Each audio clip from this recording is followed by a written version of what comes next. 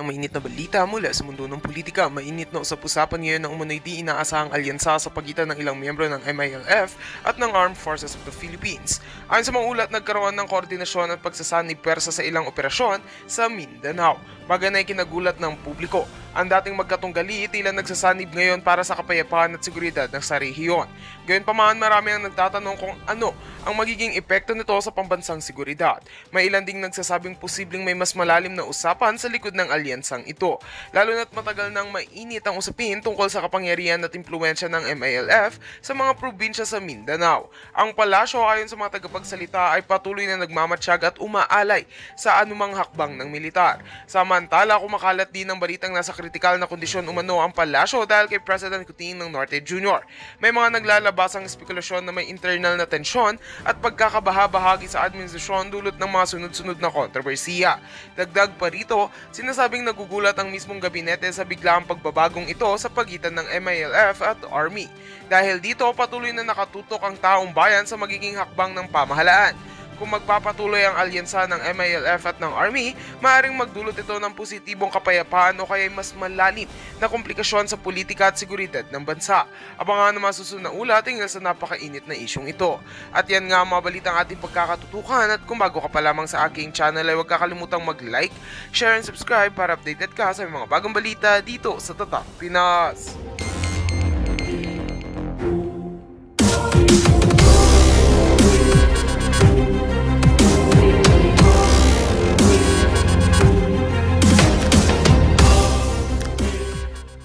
Pahirap do sa pampusan. Pahirap kayo eh. Lalo na kung gawin niyo yan sa mga mga OFW o kaya sa mga turista. Mga walang yaka yung mga Pilipino. Kaya dapat talaga i-reboot eh. Baguhin natin talaga itong sistema natin. Putol ang daliri ng lahat na maglaglag bala. Yung mapatunayan na naglaglag bala.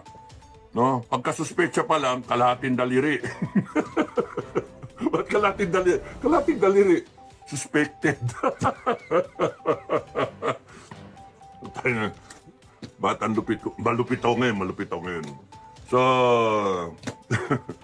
nakakainis yung ganon. Ano pa ba yung mga nangyayari? Yung kumalat na balita na uhuligin na si PRRD sa fake news yun. At tingin ko, fake news yun. May mga nagko-confirm sa amin na totoo na yun nga, may ICC. Pero parang fake news yun kasi nga, baka naman nila gagawin yun. Tinatakot nila, style yun, para makinig ang Duterte, para matakot, para hindi na uwi. Nasa Hong Kong eh. Kung hindi kaya, mag-iingat siya sa movement, i-restrict yung movement. Yun yung style nitong administration, pananakot. Kaya kung papatulan mo, matatakot ka, yun, wala, ma-neutralize ka. So, why? Kasi nag-iikot ang digong at nare-reinforce yung kandidatura ng mga Duterte candidates. O kaya kunyari, nireceive sa Hong Kong. So, if you analyze it, gusto nila ma-restrict ang Duterte, matakot para mag-ingat. Siyempre, security, sasabihin, bossing, delikado. Nandiyan yung ICC. So, palagay ko ganun yung dating. Hindi pwedeng hulihin eh. Kasi yung PNP, you will be violating yung...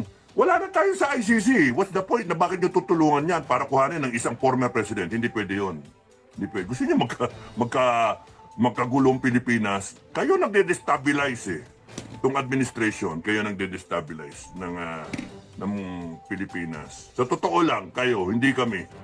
Kami nagsasalita lang. Nagko-call out lang kami, nag-a-analyze lang. Sa tingin ko ganun yun. Nire-restrict lang ang movement ng mga Duterte para hindi makaikot, hindi makakumpanya, may threat sa buhay, kuno, may ICC, kuno, yung mga ganun ba?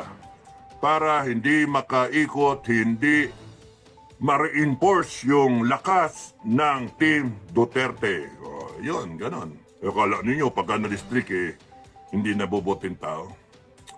Stupid talaga gawin. Sino mga advisor ng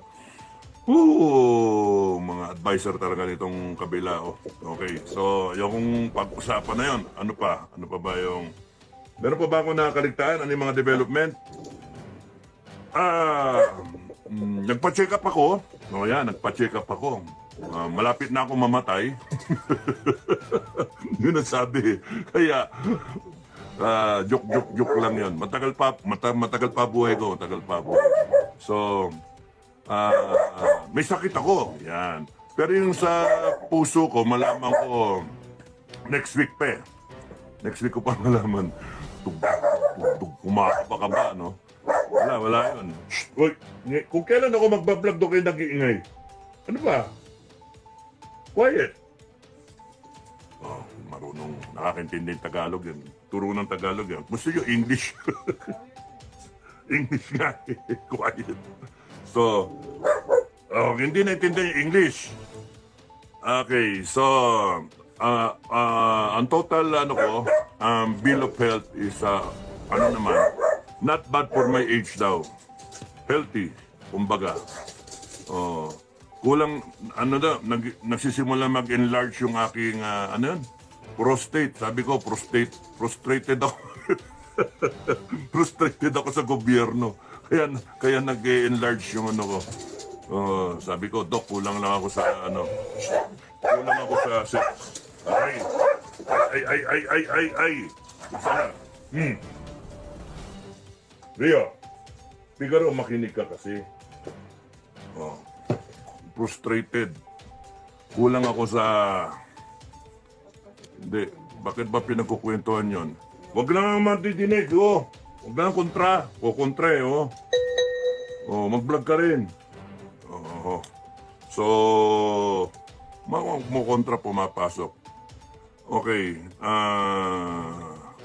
Charlemagne Labitad, good evening, Kapdado. Mahar Tambat. Esa. Hello, Kapdado. Always following. Thank you, Thank you. Nate vlog ba? Good evening po, Boss Kapdado. Thank you. Dodong Makoy Vlog. Good evening, Kapdado. Snappy salute, sir. Thank you, Yeah. So, moderator. Lois Padilla, mukhang magkakadayaan yata, sir. Paano na ba plano? O, di mandaya sila. Kasi ang taong bayan, hindi papayag na madaya. No? Hindi papayag na madaya. So, nasa mga partido na yan kung paano sila hindi madaya. So, doon pa lang sa eleksyon, sa presinto, alam na nila kung ano yung magiging total. Pagka yung na-transmit, doon naman ang dayaan sa transmission Pagka nagkadayaan, hindi magtatalo yung transmitted na result doon sa actual result. So, sa totoo lang, yung mahirap dayain actually kung talagang mababantayan yung voting center, yung presinto Kaya nga, pagka umikot ang mundo, ayusin natin yung election process natin. Ayusin natin. Pagka may nandaya, patayin na lang natin. Ganun na lang. Bitayin natin. Yung COMELEC, palitan natin yung mga tao. Ang dami ng saklaw ng death penalty, no? Magnanakaw, mandaraya, manlaglagbala. Ang dami. Kasi hindi titino pagka hindi mo inayos yan ng ganon. Walang takot ang tao kasi wala nangyayari. Pero pagka inano mo, may death penalty, kaya naman di mapasa-pasa may naglalabi ng mga grupo O yan, tignan nyo. Akala ko ba separation ng church tsaka ng gobyerno? O bakit nilalabi na walang death penalty? O baka kriminal yung naglalabi, no? Baka kriminal. Kasi bakit ka matatakot sa death penalty kung ikaw mismo ay hindi gagawa ng masama? At kung efficient yung ng batas, yung enforce ng batas, efficient yung pulis mo, ang daming ayusin para ma-ensure na yung tao hindi magiging biktima ng kagaguhan ng ibang tao. So, yon ang death penalty, pagka talagang sure ball na, kagaya niyan, yung plunder, sure ball yun eh. Ebidensya eh. Sal-in versus yung assets eh. No?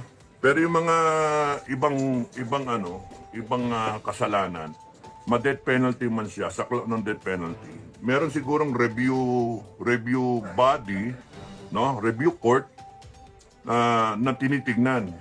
Sa amin sa Academy, ginagawa namin noon guilty ka na sa honor committee, titignan ulit yung kaso mo kung talagang guilty ka. Kasi nagkakamali yung honor committee mismo eh. Yung framers ng honor committee noon, nire-realize nila na merong pwedeng magkamali ang honor committee mismo. Why? Kasi merong provision na pwede ka mag-appeal. Sa atin ganun din eh. Desisyon ng lower court, pwede ka mag-court of appeals, no? O kaya sa Supreme Court. Kahit nasa ano ka na, death row ka na, hindi naman basta-basta ikaw papatayin eh. So pwede ka mag-apilado sa kaso mo. So yun yung pero itong mga bambabatas, yung mga politiko natin na siyang pinahiram natin ng kapangyarihan para patakboy ng Pilipinas, imbis na patakboy ng maayos ang Pilipinas, ginawa, ninakawan pa tayo. Mga walang yayan talaga. Dapat mamatayan. Dapat nang hindi dumami lahi ng mga yan.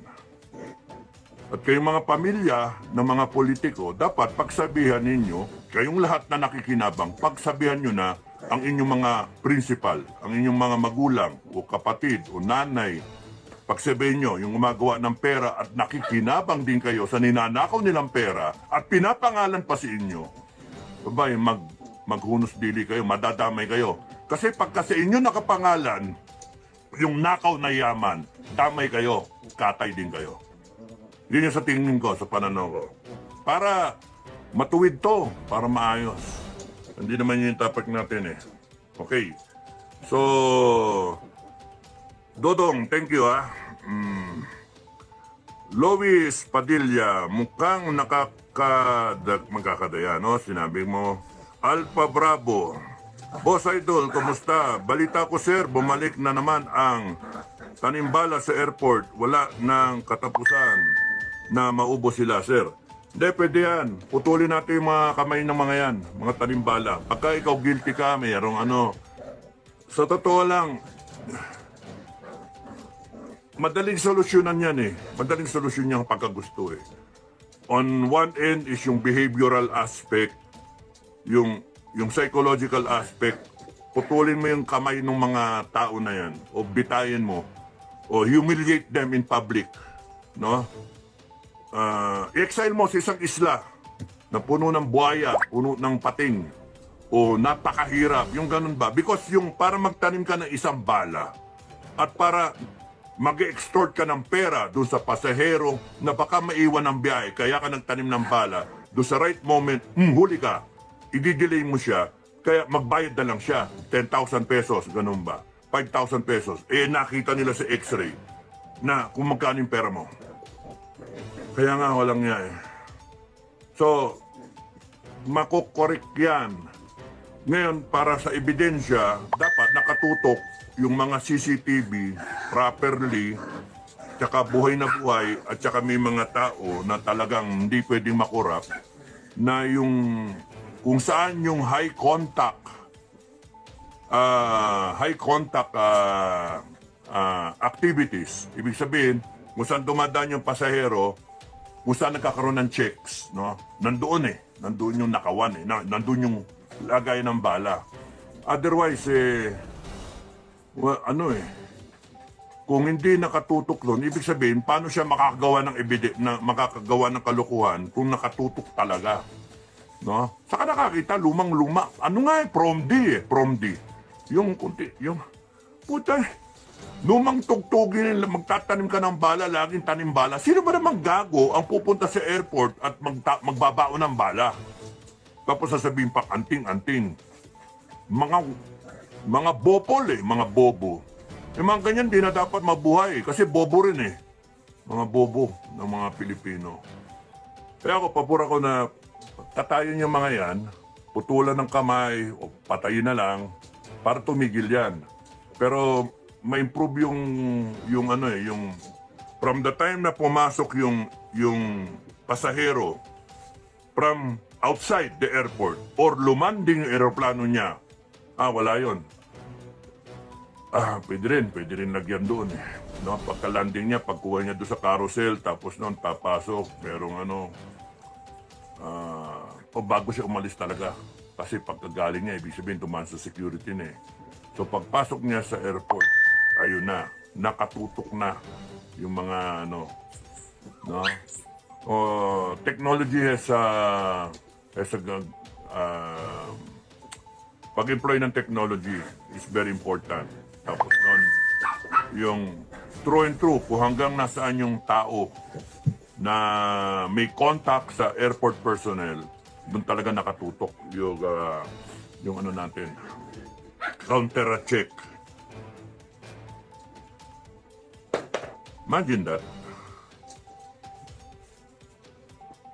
And there's got to be a better system, a better way of doing it. Hindi yung i-hold mo yung pasahero.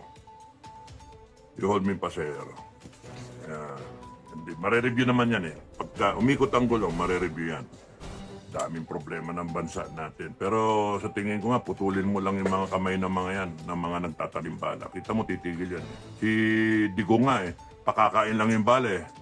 Natakot na eh. Yung how much more yung putulin mo lahat ng daliri ng tao. Wala na matiran, wala na, ganyan na lang yung ano niya, kamay niya. Wala na, puto lahat. Tangin na kayo, magtanim pa kayo. Sorry, magtanim pa kayo ng bala, inan nyo. No?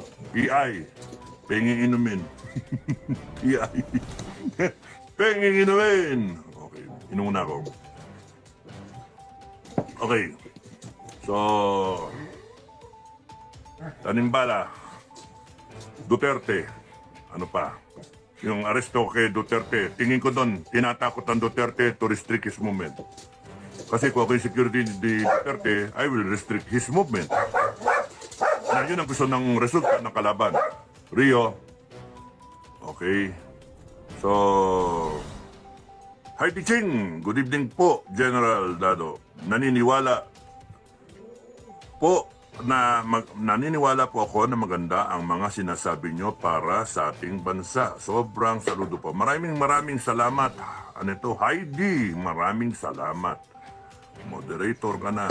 Binola mo ko eh. Aloha. Bravo. Okay, thank you. Heidi, thank you. Christine A.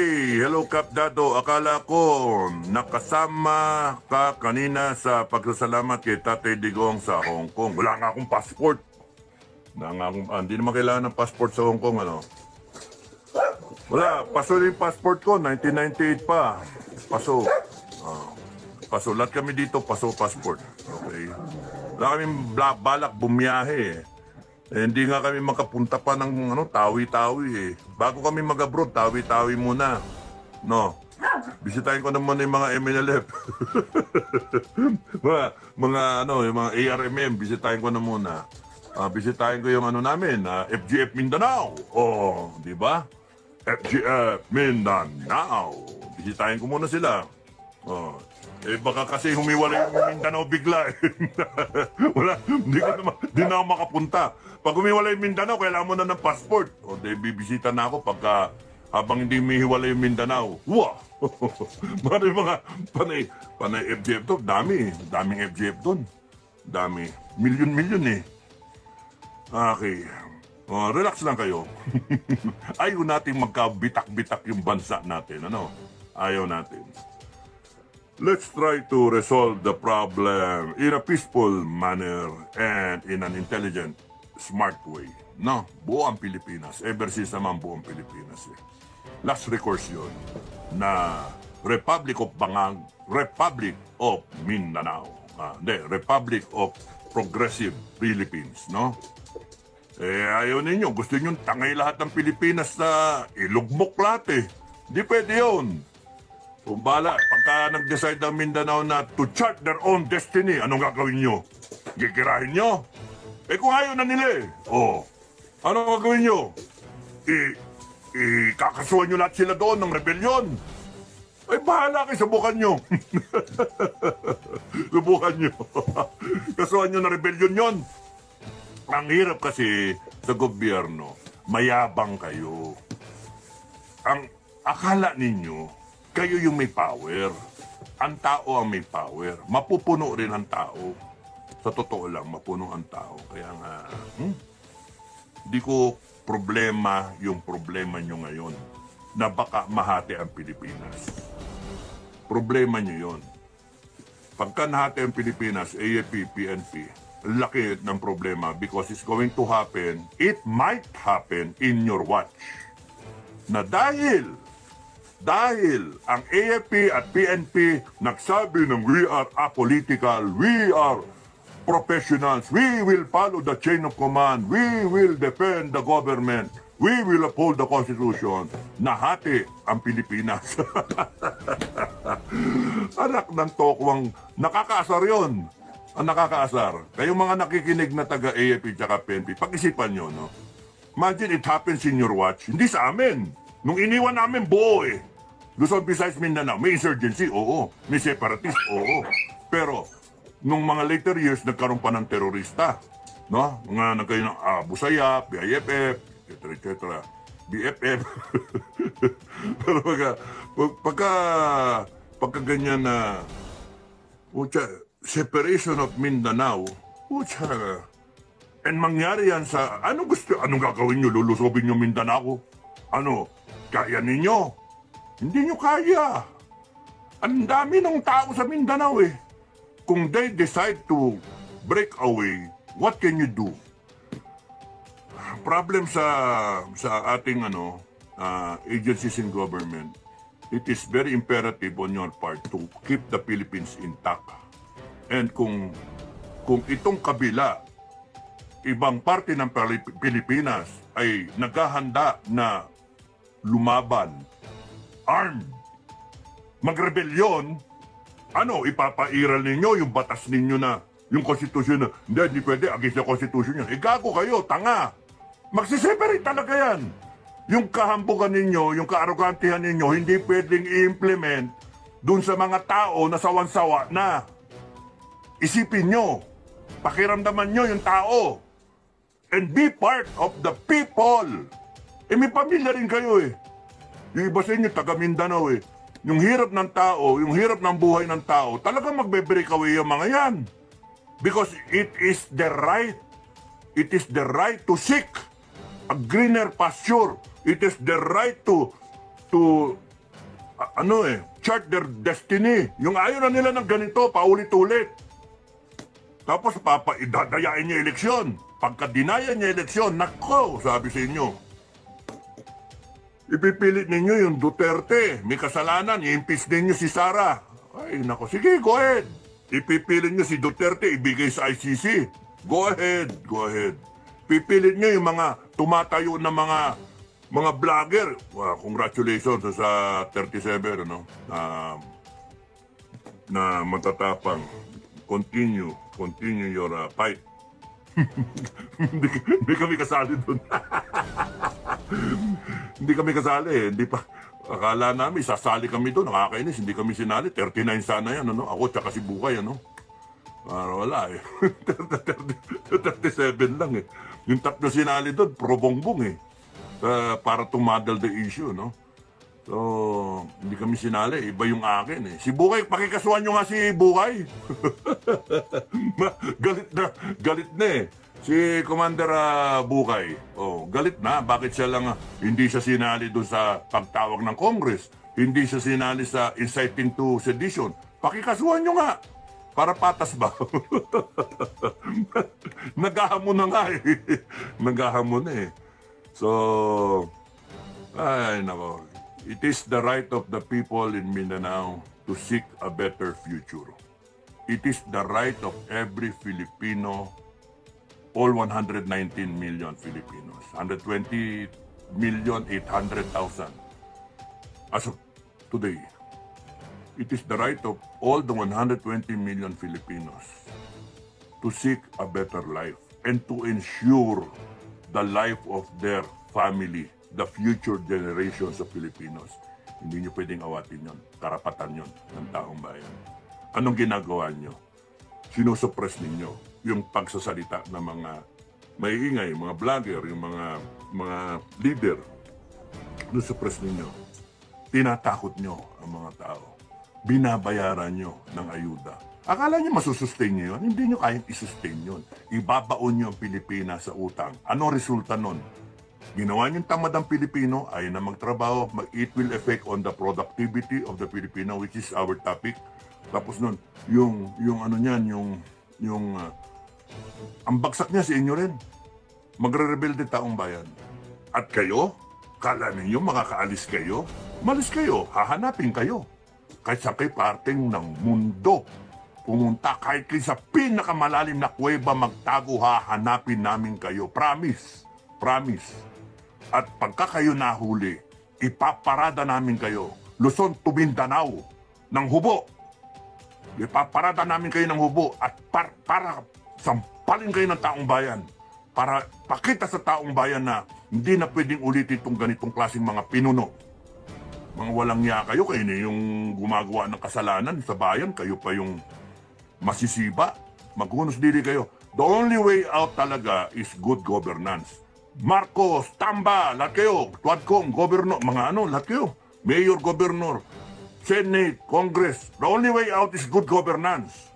Panindigan ninyo yung pangako ninyo sa taong bayan. Kasi pinahiram lang kayo. Nilukluk kayo dyan, pinahiram kayo ng power and authority, which emanates from the people. All power emanates from the people. Tapos ang yabang nyo, kala nyo mag-asta kayo. Kung sino kayong gumagamit ng puwersa ng gobyerno, pera ng taong bayan. Nakakuha ng gana kayo. Kaya kami, relax lang. FGF, relax na lang kami. Bakit? Nintay na lang namin na mapuno ang taong bayan. Mapupuno talaga yan. Hindi mo mapipigil kasi kagaguhan yung ginawa ninyo. Kawalang yan. Mapupuno yan. At kung ipipilit ninyo yung sarili ninyo, hindi kayo bababa sa pwesto. Civil war ang baksak niyan. Civil war. Ay, nako. Hindi ako mamumuno. Hindi ako. Yung taong bayan, pagka naglabasan yan, nako. Parang mabrul na yan. Walang tumatayo Anong gusto nyo? Anarchy. Yan ang resulta. Yan ang danger na pwedeng mangyari. Kasi, kayong mga nakapinuno, kayong mga nakaupo, panay ang gawa ninyo ng mali. Kayong mga inaasahan, natatayo, wala naman kayo. Ano ngayon? Isa lang dyan ang tumayo na no read, no write. No? No read, no write. Tumayo dyan, isang magsasaka o isang rebelde dati o isang MNLF. Isa tumayo dyan and then meron siyang karisma, meron siyang following, at siya mag-lead ng revolt, wala na. Tapos na yan. So far, wala pa ako nakikita na tatayo So far, wala pa.